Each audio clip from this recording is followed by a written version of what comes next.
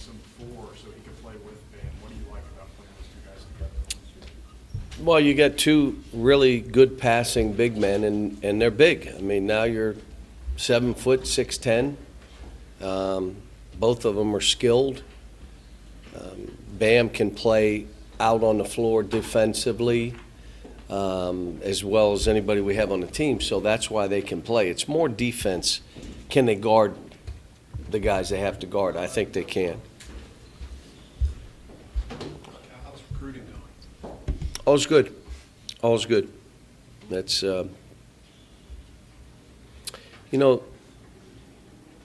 it's what we've been able to do, what these players have been able to do, how we've handled things off the court as well as on the court, where they become their best version.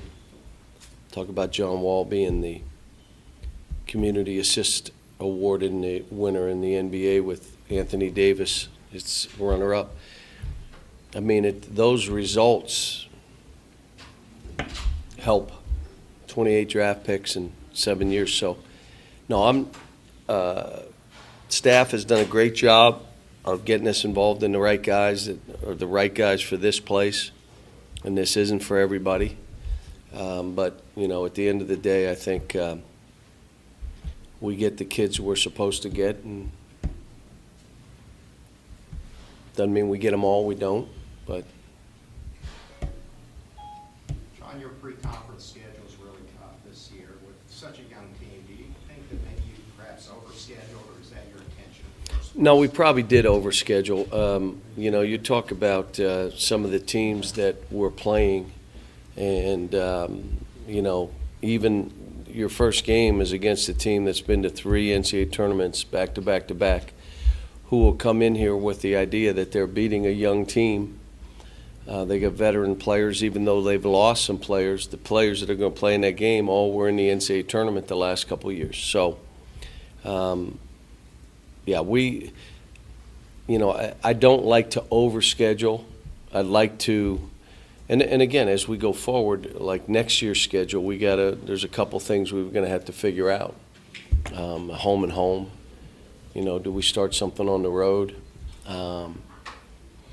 Where are we with all this schedule? But it just happened when you add a Big 12 challenge, when you throw that in, you have a couple other neutral events. You have a couple home and homes we've been playing. Now all of a sudden it becomes it's going to be rough. I'm just anxious to get started. I mean, I'm there and it's like, okay, another season. We're starting, and the next time I turn around, we'll be going somewhere for Christmas. Then I'll come back, and the next time I turn around, it'll be the conference tournament. And then the next thing I turn around, it's just how it goes. And it's starting against a really good opponent. Tape I've watched, they're well coached. They play, they're going to guard you. They stretch out the court. They deny wings. They make entry passes tough.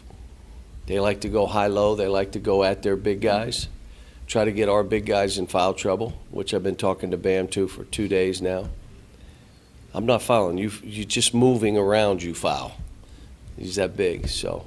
Cal, do you have a better, just general, rough idea of the identity of this team or what it will ultimately be going into this year compared to last season? No, usually that's organic because we're so young. I mean, when teams have the same guys back for 2, 3, 4 years, you have an idea what that team looks like, and you have an idea of what we're going to play like. Here, it's totally different. When you have a new team every year, you're guessing early, and then it kind of organically rolls into what it should be. It seems like you already know what you want. No, I don't, because I met the With four. speed, no? Well, yeah, we're going to play fast, but my teams have always played fast. Some are faster because they run faster than others, but this team is a fast team. We should be a great defensive team. We're not right now. We should be a great shot blocking team. We're not right now. I met with the 4 big guys, and Isaac and Sasha and Derek and Wenyan, and just said, look, every one of you has gotten better. And your mission and why you came here was, I want to be the best player I can be. I want to be the best version of myself on that court, off the court. You're all moving in that direction. You can't let the first 2 or 3 games, how many minutes I give you or who shoots more or who, it doesn't matter right now. You're getting better, stay on that path. And we talked about it because, I probably am going to play 9 guys and then go deeper if I need to. Maybe 8 guys and then go deeper if I need to. But I think it's going to be game to game. I mean, when you talk Isaac and Sasha, they both deserve to play. Maybe there's a game where Isaac is better than Sasha is. Maybe there's another game where Sasha is better in the game because of the opponent than he is. So, and the same with Wenyan at a 4 or a 3 and Derek at a 4 or a 3. Isaiah just said that you guys have a better relationship. How's it different than a year ago with him? He's first year's always hard for these kids because they have their way of doing something, and it got them here, and they think I can be this way and go where I'm trying to go, and in most cases you can't. This thing is about developing great habits. A lot of times guys will fight you as they have to develop good habits. They want to be sneaky and do all, you can't. There's nothing, these are the habits that you need to have success. I look at what he's able to do. One, he's owning his own game.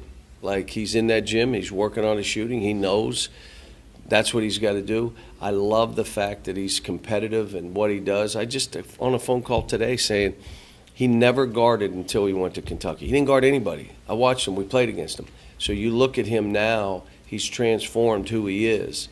And yeah, when you're first getting started, you're not hearing what you want to hear. I don't like him.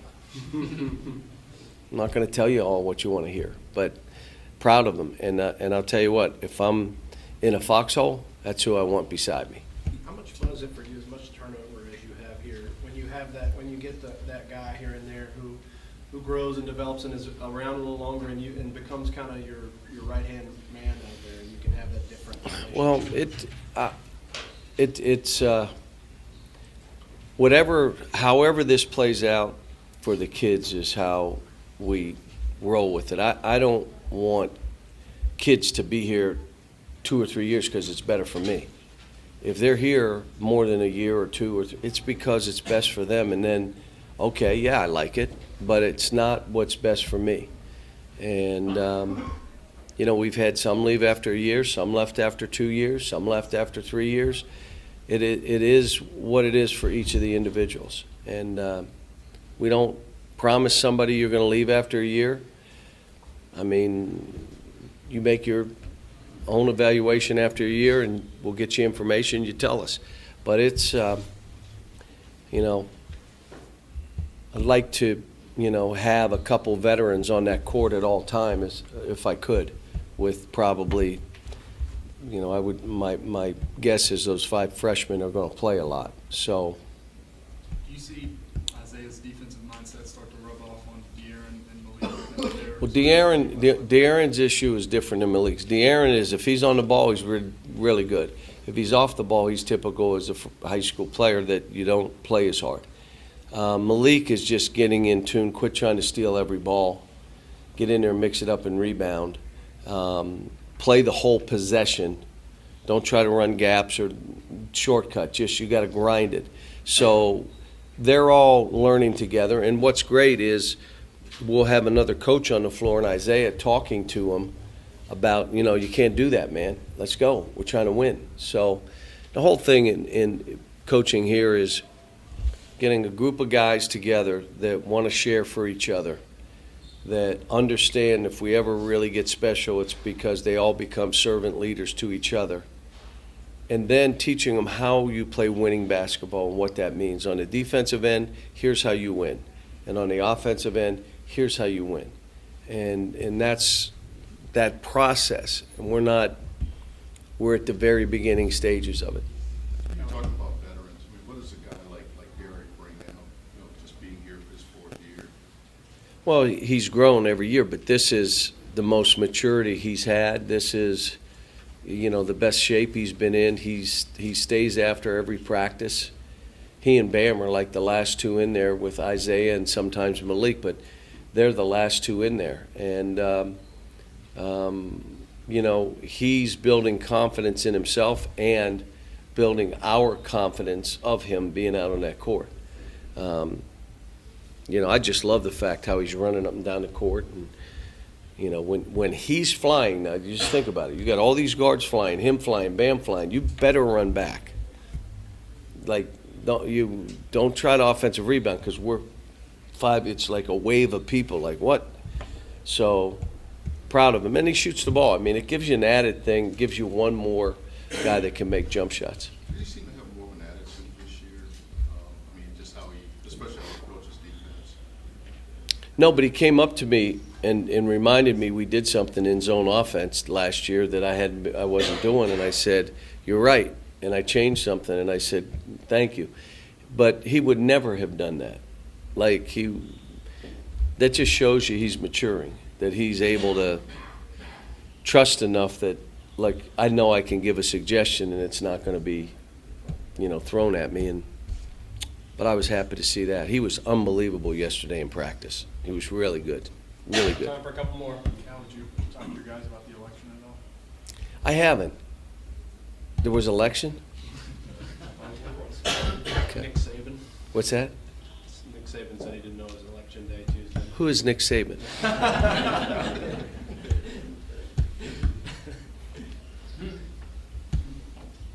Do you prefer to stay out of politics?